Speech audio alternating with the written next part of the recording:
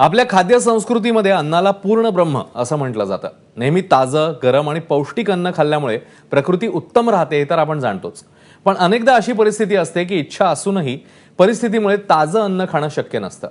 पण जर तुम्हाला कुणी आणि कुठेही ताजं अन्न खाता यावं यासाठी एक संशोधन समोर आलं तर म्हणजे मुंबई विद्यापीठाच्या भौतिकशास्त्र विभागाच्या प्रमुख डॉक्टर वैशाली बांबोले यांनी आपल्या संशोधनातनं इडली, उपमा आणि सफेद ढोकळा यांचं आयुष्यमान 3 वर्षांपर्यंत वाढवलंय। नेहमीच्या पद्धतीने हे पदार्थ तयार केल्यानंतर त्यांच्या पॅकेट्सवर रेडिएशन आणि थर्मल ट्रीटमेंट केल्यामुळे जवळपास ते 3 वर्ष टिकतात। त्यांनी आणि त्यांच्या टीमने हे 10 वर्ष संशोधन केलेलं आहे आणि त्यानंतर आता ही रेसिपी समोर आली आहे। या संशोधनाच्या अंती इडली, सफेद ढोकळा आणि उपमा हे पदार्थ विशिष्ट प्रक्रिया केली तर 3 वर्ष अगदी जशास तसे टिकू शकतात हे सिद्ध झालंय। सोबतच त्यांनी बिर्याणी, वरण, भात अशा अनेक पदार्थांवरती आता संशोधन सुरू केलंय।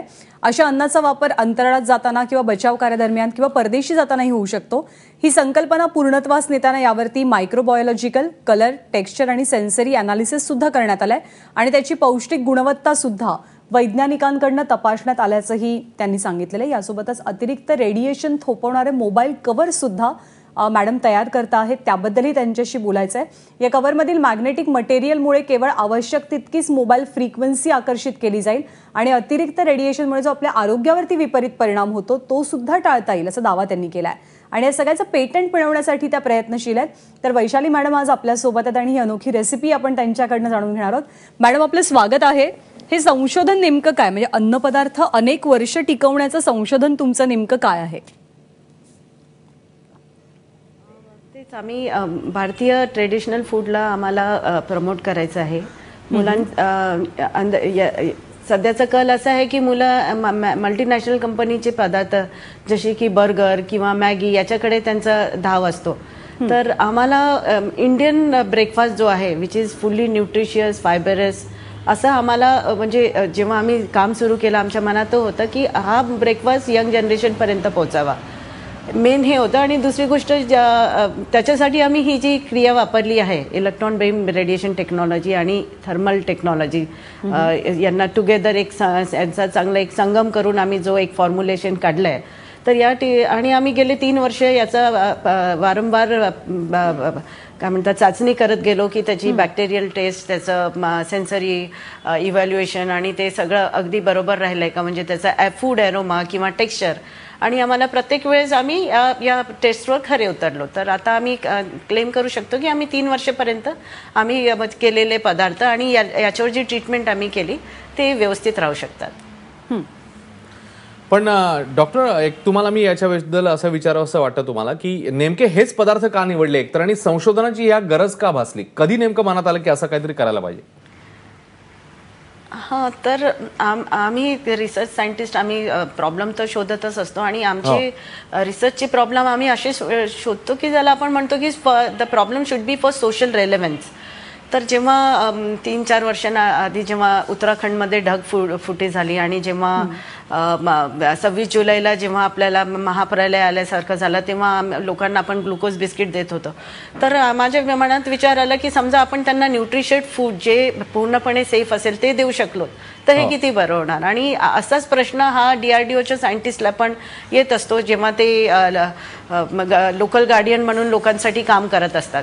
तर असा सगळ्या सायंटिस्टची जेव्हा चर्चा झाली तेव्हा हा प्रपोजल आम्ही BRCच्या सायंटिस्ट समोर मांडला आणि आम्ही त्यांच्याबरोबर हा प्रोजेक्ट त्यांना सबमिट केला आणि त्यांनी आम्हाला फंडिंग केलं आणि त्याच्या अंतर्गत आम्ही एक लॅब सेटअप केली मुंबई विद्यापीठाच्या परिसरात, त्याचं नाव आहे बायो नॅनो फिजिक्स लॅब।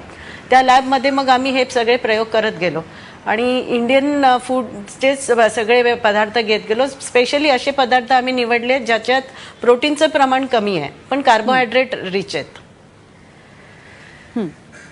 अजून कोणकोणते पदार्थ आहेत, म्हणजे आता साधारणतः किती पदार्थ आहेत की ज्याच्यावरती प्रक्रिया करून ते पदार्थ टिकवण्याचं, अधिकाधिक वर्ष टिकवण्याचं संशोधन तुम्ही डेव्हलप केलेलं आहे? आणि अजून असे कोणकोणते पदार्थ आहेत? मी सांगितलं की बिर्याणी आहे, डाळ भात आहे, ज्याच्यावरती आपलं संशोधन सुरू आहे आणि नेमकं तुम्ही काय करता? म्हणजे प्रोसेस जेव्हा सुरू होते प्रक्रिया करण्याची तर तेव्हा नेमकं तुम्ही काय करता? म्हणजे आम्ही पदार्थ निवडताना जसं मी तुम्हाला सांगितलं की भारतीय ब्रेकफास्ट जे आयटम आहेत म्हणजे थेपलेस किंवा मेथी पराठा किंवा आपण ज्याला म्हणू इडली डोसा, तर आम्ही निवडताना अशी पदार्थ निवडली ज्याच्यात प्रोटीन कंटेंट बेसिकली कमी आहे आणि मग याला आम्ही पॅकेटमध्ये व्हॅक्यूम सील केले. हे पॅकेट मग आम्ही इलेक्ट्रॉन बीम रेडिएशनच्या अंतर्गत ठेवतो. पण स्टडी नेमका हा आहे की किती डोस द्यावा आणि किती दिवस द्यावा आणि किती वेळ द्यावा आणि त्याला त्याच्या जोडीला कुठली अजून ट्रीटमेंट देऊ की तर ते पदार्थ टिकतील. बरेचसे आमचे काही पदार्थ आहे, जसे आम्ही येलो ढोकल्यावर आम्ही जेव्हा काम केलं तर आम्हाला कळलं की तो टिकू शकत नाही. किंवा नॉन व्हेजिटेरियन फूड आहे, त्याला जो डोस इलेक्ट्रॉन बीम रेडिएशनचा जो डोस लागतो त्याची मात्रा फार जास्ती असते, त्याच्यामुळे बाकीचे फूड मॉलिक्यूल पण डिस्टर्ब होऊ शकतात. तर असा हा खूपच एक असा क्रिटिकल आणि असा डेलिकेट असा विषय आहे की नेमका किती डोस द्यावा, केव्हा द्यावा आणि त्याच्याबरोबर जोडीला कुठली ट्रीटमेंट द्यावी, तर ते आम्ही करू शकलो. वैशाली मॅडम, आणखी एक प्रश्न या निमित्ताने समोर येतो. 10 वर्ष तुम्ही संशोधन करताय या सगळ्या संदर्भात. कोणकोणते नेमके महत्वाचे टप्पे होते, ही प्रक्रिया नेमकी कशी होती सगळी? ॲक्च्युली आमच्या म्हणजे रिसर्चचे 2-3 विषय एकत्र सुरू असतात. तर फूड या विषयावर माझं गेलं 3 वर्ष काम सुरू आहे आणि बाकी दुसरं मोबाईल टेक्नॉलॉजी आणि याच्यावर पण असं टोटल असं मी म्हणेल की एक 10-15 वर्षांचा हा एक जर्नी आहे. तर महत्त्वाचे टप्पे म्हणजे की इन्स्ट्रुमेंट्स कधी नसतात तर दुसऱ्या इन्स्टिट्यूटकडे धाव घ्यावी लागते किंवा एक टीम असते. जेव्हा आम्ही सेन्सरी इव्हॅल्युएशन करतो तेव्हा आम्ही BRCच्या सायंटिस्टची आम्हाला फार मदत झाली आणि मुलांना म्हणजे हेच सगळे त्याचे अडचणी असतात पण तरी पण मार्ग सापडतो असं काही. मॅडम, 3 वर्षानंतर म्हणजे आता एखादी इडली तयार केली आहे ती आपल्या संशोधनानंतर 3 वर्षानंतर सुद्धा आपण खाऊ शकतो, पण त्यातली जी जीवनसत्व आहे तर ती जीवनसत्व सुद्धा 3 वर्षांनी तशीच टिकून राहणार का? आणि तुम्ही रेडिएशनचा उल्लेख केला. जनरली रेडिएशन फार फायद्याचं समजलं जात नाही, तर रेडिएशन थ्रू प्रक्रिया केलेलं हे अन्न खाणं सेफ आहे का? हो, म्हणजे आता इनफॅक्ट अमेरिकामध्ये किंवा FDAनी असं बरेचसं जे भारतीय फूड तिथे जातं म्हणजे मसाले आहेत किंवा इवन मेहंदी आहे, असले बरेचशा ज्या गोष्टी इथून जे आपण एक्सपोर्ट करत असतो त्यांचं तर हा दावा आहे की ती म्हणजे unless it is food irradiated ते एक्सेप्टच करत नाही. तर फूड इरॅडिएशन हा खूप मोठा विषय आहे आणि फूड इरॅडिएशनमध्ये आतापर्यंत गामा रेडिएशनचा वापर होत होता म्हणजे paste for killing of paste. पण आता आम्ही हे जे रेडिएशन वापरले आहेत हे इलेक्ट्रॉन बीम रेडिएशनचे हे एकदम सेफ आहेत. गामा रेडिएशनमध्ये थोडा रेडिओ ॲक्टिव्हिटीचा भाग असतो पण ते सगळं आता डोज इतका त्याच्यात गेले काही वर्ष स्टडी झालं आहे की म्हणजे याचा व्यवस्थित सायंटिफिक स्टडी झाला आहे की gamma radiation is safe as well. पण ही जी टेक्निक आहे हे आम्ही गामा न वापरता इलेक्ट्रॉन बीम वापरली आहे ज्याच्यामुळे रेडिओ ॲक्टिव्हिटीचा असा काही संबंधच येत नाही. ज्याच्याबद्दल पब्लिकमध्ये एक अशी भीती असते की रेडिएशनचा दुष्परिणाम आपल्या शरीरावर होतो, तर तो प्रश्न इथे उद्भवत नाही. असं मॅडम की तुम्ही आता मोठ्या प्रमाणात करताय किंवा लॅबमध्ये करताय, परंतु जर का एखाद्या व्यक्तीला स्वतःच्या घरी हे करायचं असेल, म्हणजे आज तयार केलेला खाद्यपदार्थ टिकवून ठेवायचा असेल तर ती प्रॅक्टिकॅलिटीमध्ये ते शक्य आहे का? ते कसं करायचं?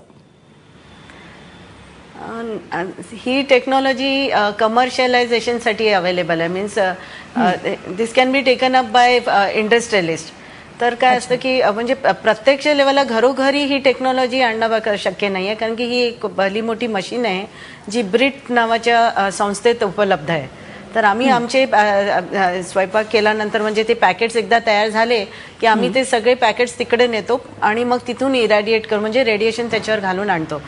तर तसं आपल्याला म्हणजे आणि ती फॅसिलिटी पब्लिकसाठी आहे. ती लोक खूप सहकार्य दाखवतात आपल्या ब्रीडची लोक आणि आपल्याला म्हणजे खूप मोठ्या प्रमाणात समजा आता अन्न तयार करून ठेवायचं असेल 500 लोकांसाठी 1000 लोकांसाठी तर तुम्ही असे पॅकेट तयार करून म्हणजे एकदा डिक्लेअर झालेलं फूड तेव्हा तुम्ही जसं सपोज तुम्हाला 10 दिवसांनी खायचं असेल किंवा 20 दिवसांनी खायचं असेल तर तुम्ही तिथे नेऊन ते रेडिएशन त्याच्यावर घालून तुम्ही ती वापर करू शकता. पण रोजच्या जेवणाला समजा आज केलं आणि उद्या खायचं आहे तर आपल्याला वाशीला जाऊन ते म्हणजे जी फॅसिलिटी आहे प्रोसेसिंगची तिथे जाऊन करून घ्यायला पाहिजे. पण एखाद्याला समजा आता रेडी टू ईट पॅकेट्स करून अमेरिकेला पाठवायचे आहेत एखाद्या कंपनीला तर ती कंपनी ती मशीन विकत घेऊ शकते. मॅडम, आणखी एक प्रश्न या अनुषंगाने की भारतीय वातावरणामध्ये भारतीय खाद्यपदार्थ टिकवणं हे किती चॅलेंजिंग आहे, किती कठीण आहे, काय सांगाल? म्हणजे आता आपण बघतोच की आज केलेलं अन्न उद्या सुद्धा आपण म्हणजे रोजच्या या वातावरणात ठेवू शकत नाही. पण याच्यावर प्री ट्रीटमेंट केल्या असल्यामुळे आपण हे नॉर्मल रेफ्रिजरेशनला ठेवू शकतो. पण भारतीय वातावरणात त्याच्यावर काही ट्रीटमेंट केलेली नसेल तर अगदी 10 तास 12 तास पेक्षा जास्ती अन्न टिकत नाही, आपल्याला माहिती आहे.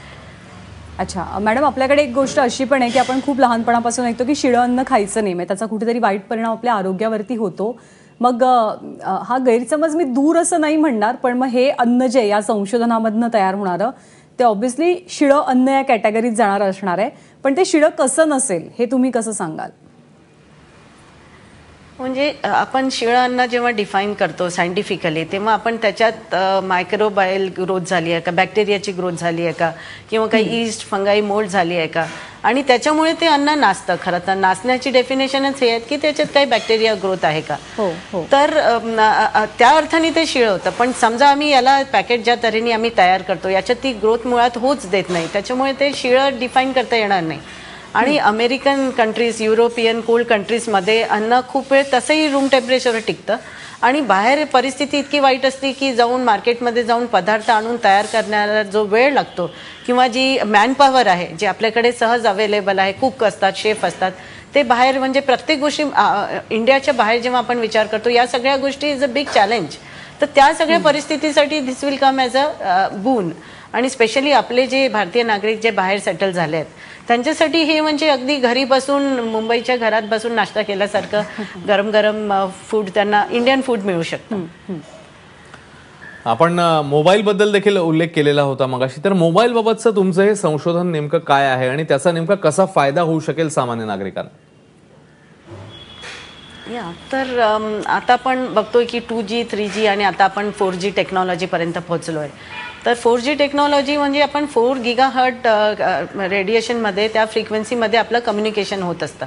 पण मोबाईल हे एका प्रकारचं रिसिव्हर असल्यामुळे ते 4Gच्या वरचे देखील काही रेडिएशन सतत रिसीव्ह करत असतं, आणि हे याचा परिणाम सतत आपल्या शरीरावर होत असतो. आणि आपण जेव्हा ते कानावर असं धरतो तर ते ब्रेनशी अगदी जवळ असल्यामुळे ब्रेन ट्यूमर होण्याची शक्यता फार दाट असते.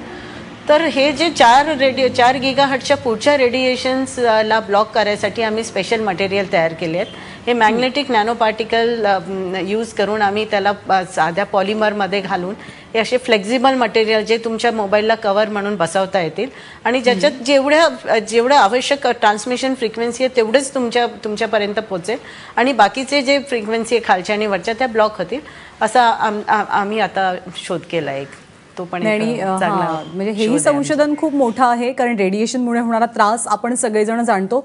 एक अगदी शेवटचा आणि छोटासा प्रश्न की तुमचं खाद्यपदार्थांबाबतचं जे संशोधन आहे तर कोणत्या मोठ्या कमर्शियल कंपन्यांनी ते घेतलेलं आहे का तुमच्याकडनं, आणि आपल्या कंपनीमध्ये त्याचा वापर केलेला आहे का? ॲक्च्युली आम्ही आमचं म्हणजे शोधाबद्दल पहिल्यांदा बोललो ते काल उद्घाटन झालं इन्क्युबेशन आणि इनोव्हेशन सेंटरलाच आम्ही पहिल्यांदा पोस्टर डिस्प्ले केले. तर असं कंपनीपर्यंत आम्ही गेलोच नाही, कारण की आम्हाला स्वतःच ही टेक्नॉलॉजी कमर्शियलाइज करायची होती. तर आता हे इतकं टी व्हीवर आल्यावर आता लोक अप्रोच होतील असं मला वाटतं, आणि त्यांनी यावं, आणि ही स्वस्त आणि मस्त आणि टिकाऊ असं एक भारतीय इनोव्हेशन आहे. तर फॉरेनच्या लोकांनी आधी येऊन घेतल्यापेक्षा आपल्याच लोकांनी इंडियन इंडस्ट्रियलिस्टनी घेऊन या फूड मार्केटमध्ये रिव्होल्युशन करावं अशीच माझी इच्छा आहे.